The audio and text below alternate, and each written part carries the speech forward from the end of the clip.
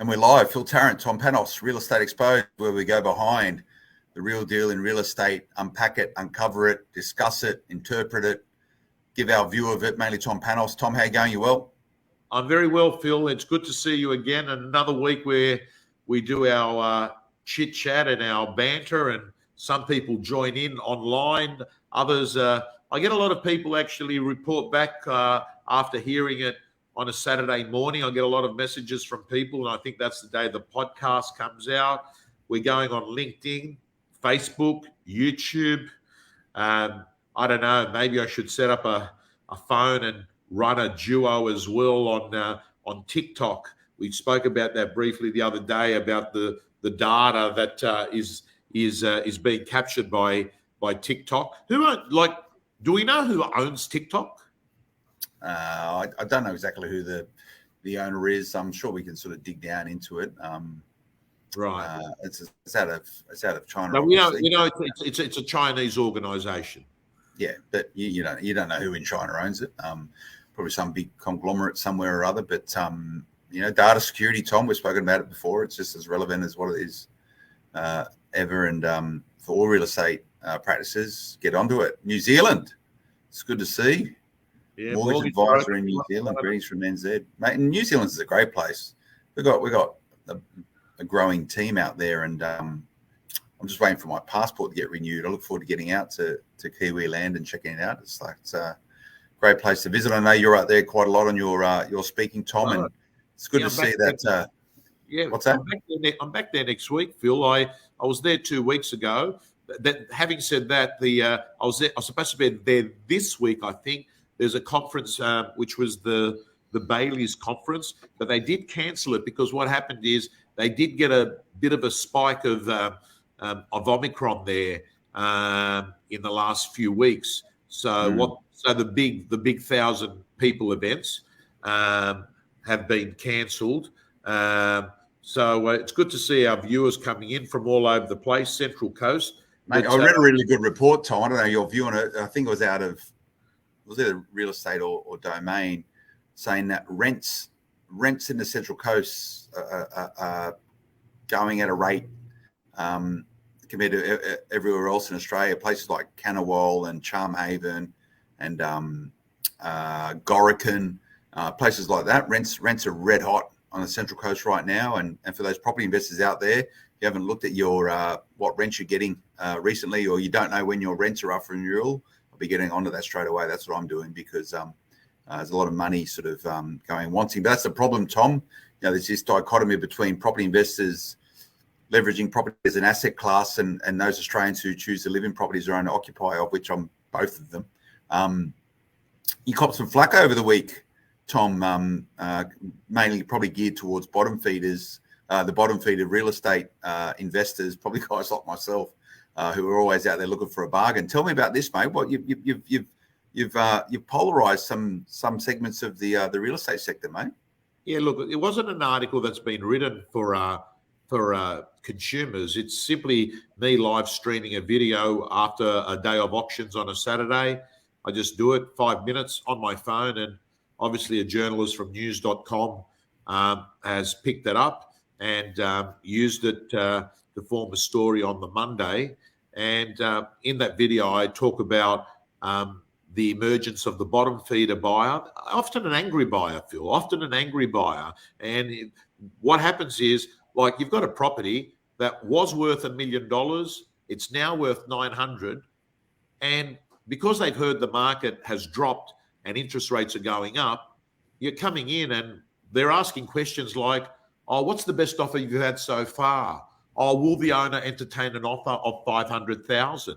And you sort of say, like, 500,000? I mean, I get the market's dropped, but we're talking about numbers that probably wouldn't have even been attractive 10 years ago, right? But there is a group of buyers that believe, hey, this might be an opportunity. This is an opportunity to take advantage of some distressed sellers out there, and they try their luck. And all I said is to the agents that were listening, don't be rattled by the bottom feeder. And that word seemed to evoke a lot of emotion.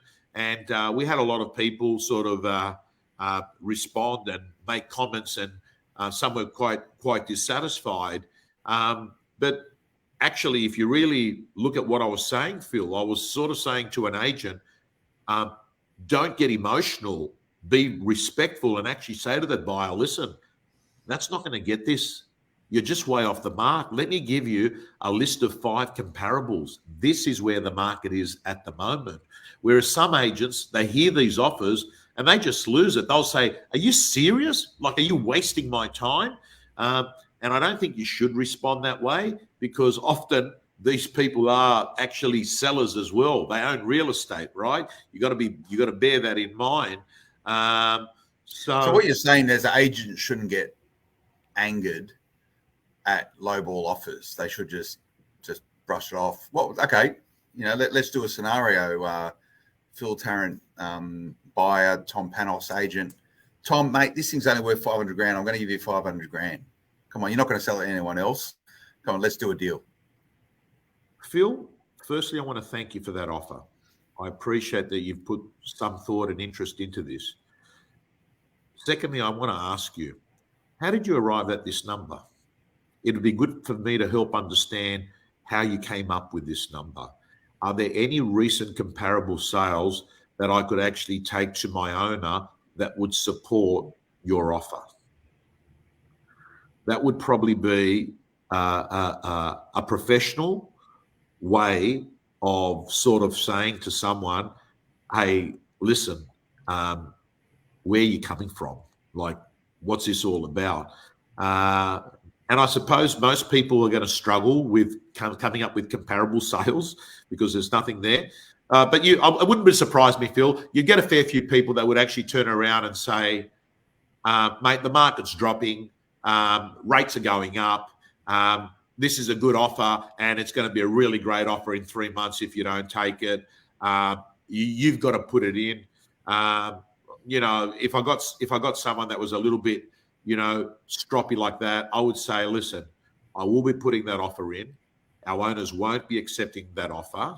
I won't even be recommending that they consider that offer. And I would suggest that maybe the best thing that you could do is make up your mind. If it wasn't going to get accepted, what would your next offer be if you're interested in this? And I would actually give them a true guideline. Because, Phil, my approach, I'm not one of these people that likes underquoting or being deceptive practices. I would actually just say, hey, listen, if you want to be really serious about having a crack at buying this property, you're probably going to have to be at around 850, 900, right? That's where you're going to have to. I actually feel, believe it or not, a lot of agents aren't going to agree with what I say, but often I'll go to an auction and I'll have a buyer before the auction say, what's roughly the price guide of this property? Most agents are probably going to say, oh, well, the auction's going to start in 5 minutes. You can see for yourself. Man, I don't think buyers like smart asses. I think what a buyer likes is someone that, is straight talking, tells them the damn truth. So I would actually say, listen, I think you're going to have to be around $1 million to even have a chance. And if there's competitive bidding, you're probably going to have to pay more. The auction starts in 5 minutes. But what I want to do is I want to make sure that you don't have any unrealistic expectations. If you're thinking under $1 million, I think it's highly unlikely. It just makes life so much better, because when it does get to 1.1, they've already been set up for that. They already sort of know that. But sometimes, Phil, it's like this game. Oh, don't give them the number. Don't tell them a number. Let's see what number we can get out of them. I think just a little bit more transparent. But it's all about negotiation, right? There's this who's going to show their hand first. And I've always found in negotiation, whether you're a buyer or the seller, you can typically take control of negotiation early on if you set the price. Whereas a lot of people dance around it, just trying to get someone else to give an indication first. To your point, Tom, if you set the expectation early on, that $1 million number, if said buyer gets it for under $1 million, the psychology of that is that, wow, I've got a bargain. I'm really, really happy, right? So yeah. And that's a happy buyer is also a happy seller at some point in time. You get to to capitalize on that relationship and steer them through that sort of contracting process, you're creating advocates along the way. So it's just expectation management. Phil, when I was running my own real estate company, I used to play a game called Guess the Price. We didn't have realestate.com. We didn't have open homes as much. It was a different era back then. But what I used to do is if a buyer gave me an offer, I'd say, hey, listen, hop in the car. Let's do a quick round around this area. I want to show you a few properties. It's only going to take 10 minutes. So what I do is I put the buyer in the car. We drive around. I'd say, what do you reckon that property sold for? And they'd stare it from the outside. The outside is always a good barometer. You know the street. You know what it looks like. And they'd say, oh, 400? Nah, it sold for 600. Let's go to the next one. So you would do 3 or 4 properties, and I'd call it Guess the Price is Right. And you'd end up coming back and you would have educated in 10 minutes the buyer on what's the most recent sales. And you could do exactly the same thing with vendors. So if you ever had a vendor that said, oh, no, my place is worth $2 million. Hey, hop in the car for a moment. You drive around. What do you reckon that sold for? Oh, 2 million? No, it sold for 1.7. Let's go to the next one. So that process, I reckon, Phil, if you start looking at your clients as students instead of prospects, your life gets better. Treat people like students. When they're a student, you're educating them. When they're a prospect, you're selling them. It has a different tone, a different set of energies in student to prospect. Well, all you need to do is think back to the great teachers you had at school and the respect you had for them. And, I was only talking just the other day around how my sort of love of mathematics really happened in year 11 and 12 because I had a really good teacher. And you sort of retain that sort of information. I would also put to it, Tom, by you guess the price is right. The utility and the efficiencies around that as well as a buyer or seller. Now you've got these listing platforms, realestate.com, for example, which allows you to do all this sort of stuff. But as a real estate buyer, I don't want to waste my time with unrealistic expectations. I've only got a handful of time to actually go and look and inspect real estate. So if I'm going to do it, you've got to be hyper efficient. That's as a buyer and also as a vendor. Going around lowballing, and you think of it this way, again, as a property investor, or if you're dealing with property investors, if I go out and put 100 offers on properties at really, really low prices, thinking that, one of these might come up and I'm going to do well out of it. And guess what? One might come up at a really low ball rate. You don't know the reasons why someone might be selling. Just to manage the process of lowballing offers is a full-time job. It's an absolute full-time job in its own right. Hence the reason why I use a buyer's agent who are out there doing that same things for me. It just creates so much inefficiencies in the market, which is not really beneficial for anyone. But that's the way it works. If anyone is watching this that is in the process of buying, that is a buyer, I would just say, listen, take advantage of this market. But when you put in an offer that is just way off the mark, right?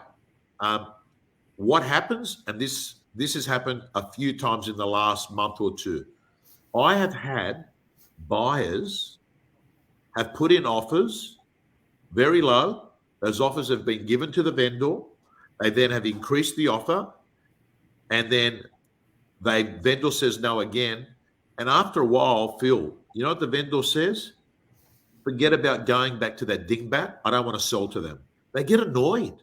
Vendors get annoyed that buyers are playing games. So I would suggest, if you are a buyer and you are trying to take advantage of this market and you do want to buy well, like we all do, hey, just be reasonable.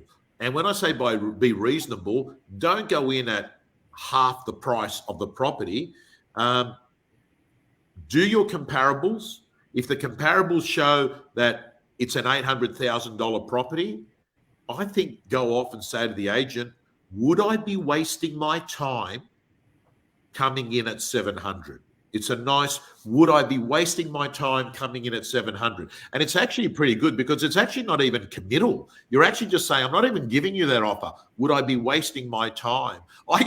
Phil, I used to do this as a real estate agent to my vendors. I'd have a vendor that was chasing 500, and I'd have a buyer that might only have 400 to spend. And a lot of the times the vendor wouldn't tell you what their last figure is. I just ring them up and say, listen, I've got a buyer, thoroughly qualified. They're ready to go, finance approved. Would I be wasting my time bringing them around? They've got a budget of 400. The vendor would say something like this: you'd be wasting your time. Or they'd say, will they come up a little bit, Tom? Or they'd say, yeah, bring them around. So if they said number 2 or number 3, right, you sort of realize, wow, I'm in the zone here. They might want 500, but they're actually pretty flexible. Normally it was people that were going through a divorce. People going through a divorce are very good at hiding divorces, by the way. Yeah, they are. Well, these are one of the 3 or 4 Ds of real estate: death, divorce, debt, deceased estate. Deceased estate, or distress. Maybe it's 5 Ds. But everyone's chasing those 5 Ds, right? That's not always the case. Most properties are selling because someone's just either upgrading or downgrading, right? Like, there's a big reason for it. And a lot of people who are selling real estate aren't desperate. They could just be looking to cash in on market conditions and just being a bit opportunistic. I got a question for you, Tom. What was the first car you had as a real estate agent that you were happy to drive clients around in, potential buyers around in? Red Toyota Corolla. Did you have a red Toyota Corolla, did you? I had a red Toyota Corolla that I bought from Pickles Auctions. And that was the car that used to drive potential vendors around in or buyers? Yeah, 19, 20 years. The first car was a Datsun 180B, but I wasn't in real estate. It was a mustard-coloured Datsun 180B with a black leather top, vinyl top, I would say. I don't think it was leather. And then the second car was a red Toyota Corolla, and it was a big step up for me. I remember it was a car about 10 grand. The third car, Phil, was a Mitsubishi Magna, one of the worst cars ever built in the history, that was loaded with problems, left, right, and center. And after the Mitsubishi Magna, we started moving up the ranks a little bit and started doing a bit of the European car thing. I, like every other agent, got seduced with driving Mercs, BMWs, all of those. And real estate agents, I've got it. I laugh about it now, because I laugh about the agent that I call all swank, no bank. I laugh about it, but I sort of do get it, because I did go through that phase myself, Phil. Like, you probably have to, right? You probably have to go through that phase at some point. Yeah, it's real estate and cars. I think it's the fact that you're not going into an office and just staying in the office all day. With real estate, you're sort of in and out of your car all the time. You're driving through your community. People are seeing you. The local businesses are seeing you. So it is a status symbol. I don't care what anyone says, but I'll tell you straight, man, you know what I've noticed about cars? And I've noticed it with my Tesla. The only people that really ever get excited are 10-year-old kids, man, right? They just pick Tesla. You know, I don't think people, if you've ever, to any agent out there, if you think to yourself that a car is going to be something that's going to grab a lot of attention, particularly if you want to get the attention of the opposite sex or trying to impress people, I've got to tell you, my experience is that most people that look at my car, Bart, are just young little kids going, Tesla, mummy, look, Tesla. Can I download this convo? Yes, you can. You can listen to it on the REB podcast network. Just go to any podcast player, look up REB, and you'll be able to find this download, this podcast, and you can download it there. So hope that helps you out there, Lyndon. So Phil, so I'm clear as well, because I do get people ask, is it the REB property investment? Is it what? It's just REB. If you just look up REB or Secrets of the Top 100 Agents, but just look up Real Estate Business or REB on the podcast player, you'll be able to find the REB podcast network, and all of these recordings go up on there, as well as watching it on Facebook Live or YouTube or LinkedIn or wherever else other people are watching it. Can I ask you, Phil, in terms of podcasts, for your own self-education, I mean, I know that you're on about 3 or 4 podcasts, maybe 5. What do you listen to? What are the podcasts that you've been listening to? What do you listen to?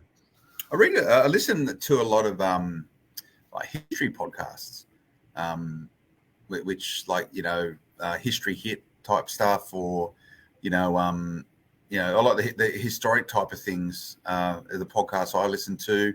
I sometimes tune into like the Morning Call, which is a NAB product, which is just a download of information like stats and figures about what's happened overnight in the markets. It just gives me a sense for what's going on. I listen to a lot of the podcasts that come out of this company. I listen to a lot of current affairs type of stuff, which is just a download of information at aggregate level, so I know what's going on. It allows me to sort of chat about most things in some capacity.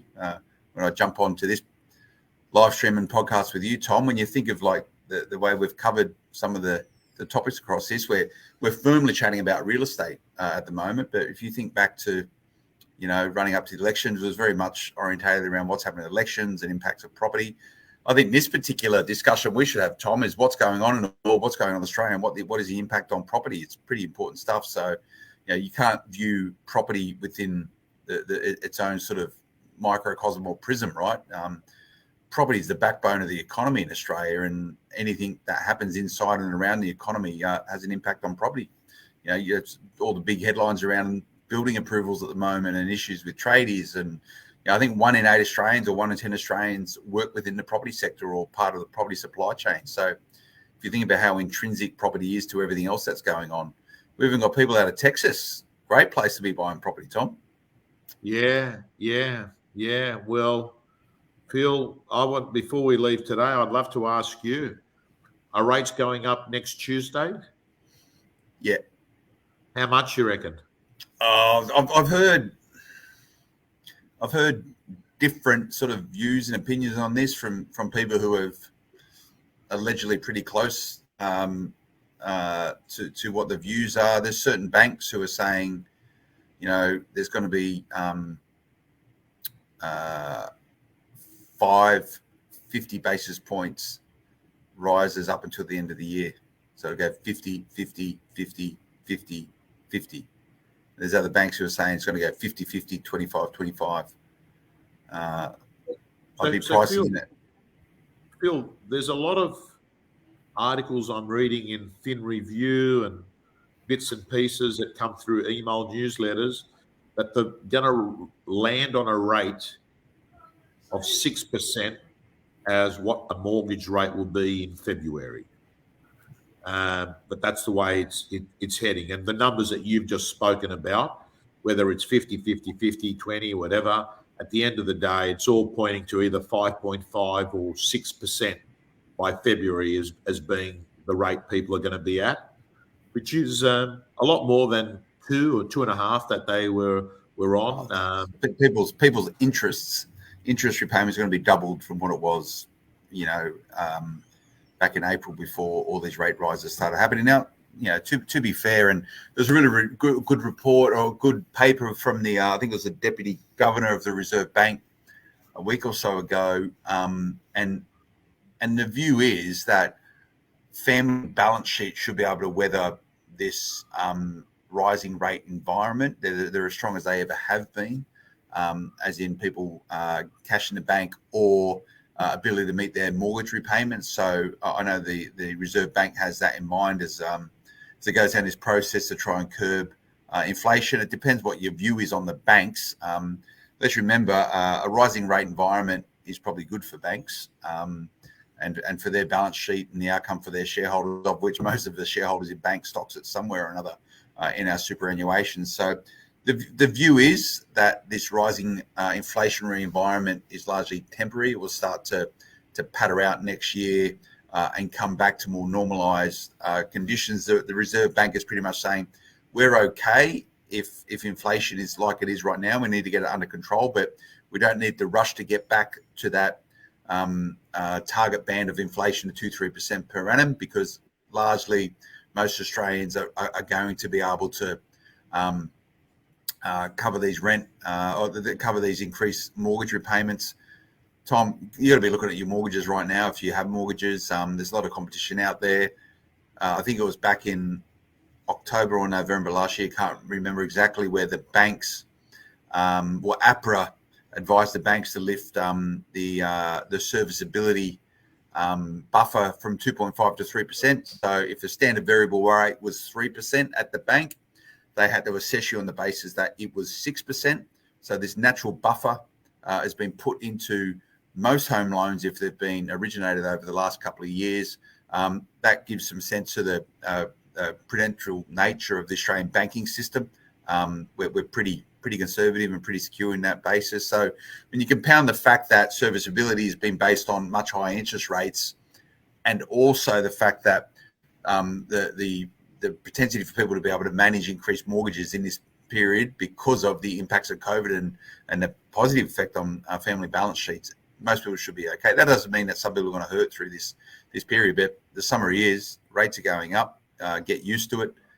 You may be shocked with what happens running up to the end of 2022, but we have it on pretty good account now that 2023, towards the back end of 2023, it should start softening again as they get these supply chain concerns and constraints in line. You only need to pick up any paper, they're still talking about the cost of living increasing. I think like oils, like cooking oils, are up 15%, and fuel doesn't look like it's going to be coming down at any point soon. But it's just the way it is, mate. So, Phil, just the way it is.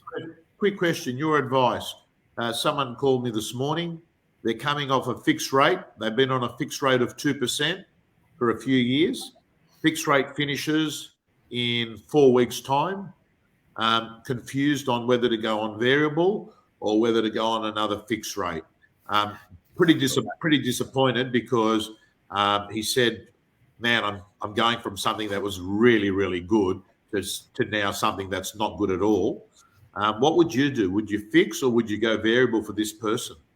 Mate, this is not advice, Tom. I'm just a journo. What would I do personally in that regards? Well, I know they're doing fixed rates now at like 7%. So, yeah. Personally, I wouldn't be fixing in 2-3 year interest rate at 7%. We've still got some way to go to get to that at a variable rate, and the indicators are that it will go up and will continue to go up, but it should come down once a lot of these inflationary pressures start to minimise. So, why wouldn't the banks feel? Because if you think about it, every time you actually fix or don't fix, you're betting against the bank, aren't you? You're sort of saying, you're saying that, I'm saying this. Why would banks have fixed rates at such a high level if you believe that things are going to turn towards the latter part of next year?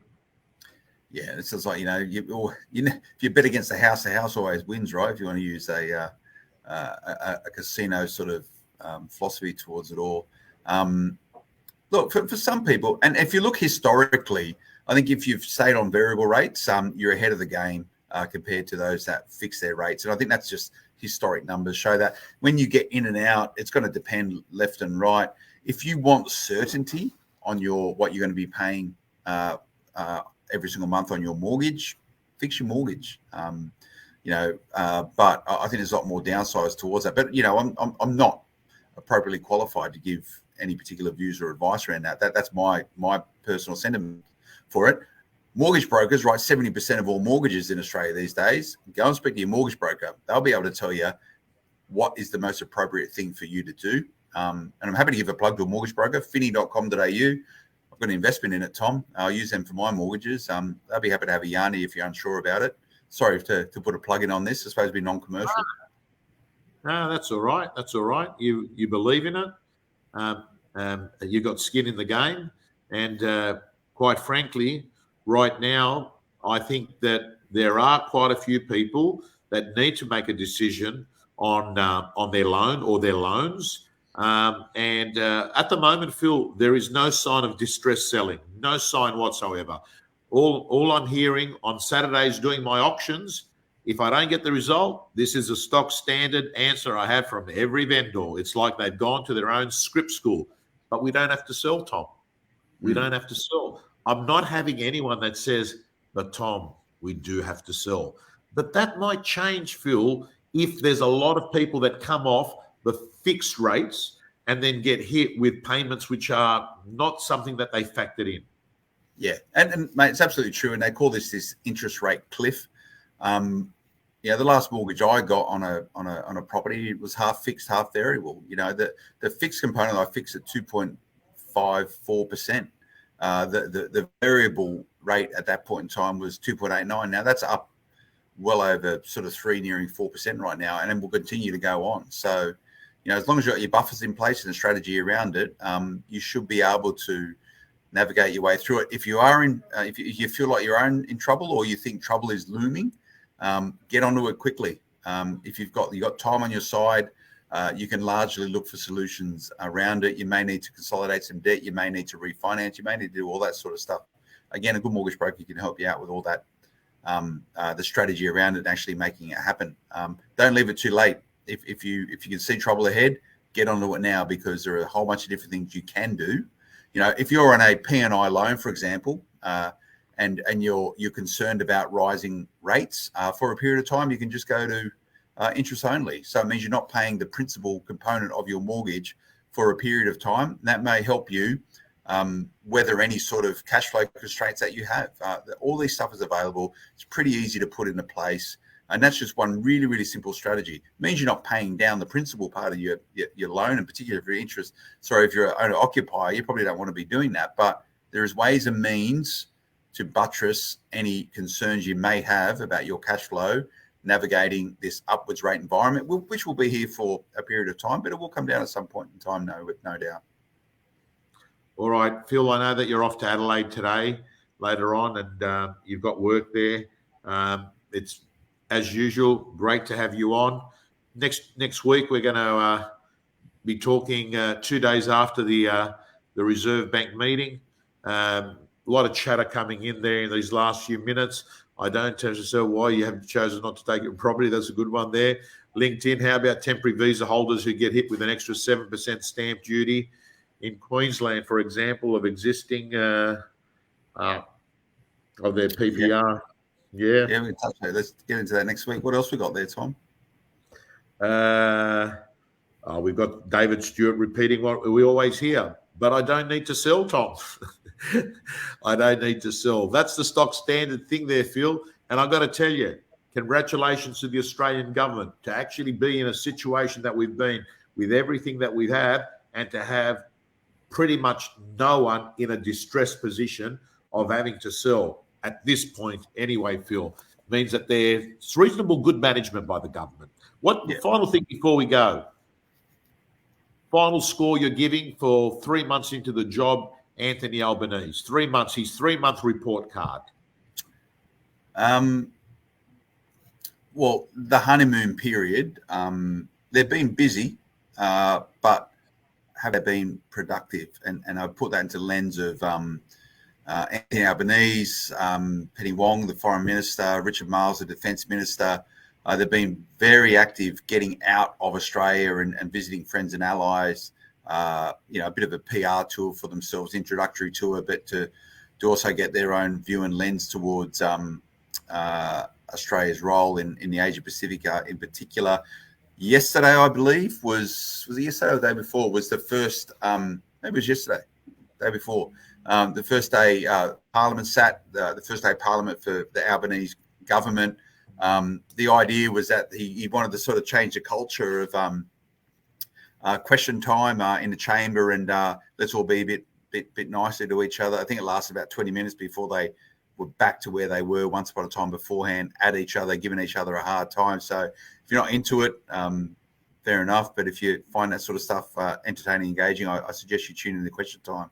At some point, you probably have some fun. So I think just back to old habits. Tom, score. It's really hard. The Labor government, the Albanese government, has quite a lot of challenges ahead of it, because the big headlines, and we spoke about this prior to the election, Tom, potentially it was the poison chalice to win the most recent election, because you're moving into an environment of higher interest rates, higher inflation, very low unemployment, some challenges from business saying we need more people, how to combat immigration. COVID by no means has gone away. It's rife at the moment. There's a lot of concerns around that. So they've got a lot of headwinds. And the obvious point during this sort of introductory period is going, well, we've inherited this mess from the Morrison government. Okay, fair enough. I think it's going to take a good year and a half, too, before they get into their stride, and you can see what impacts they're making to the agenda in Australia, the policies they're putting in place, the policy settings they're putting in, and where they're going to concentrate it. Is this all about now trying to curb inflation? Is that the national imperative?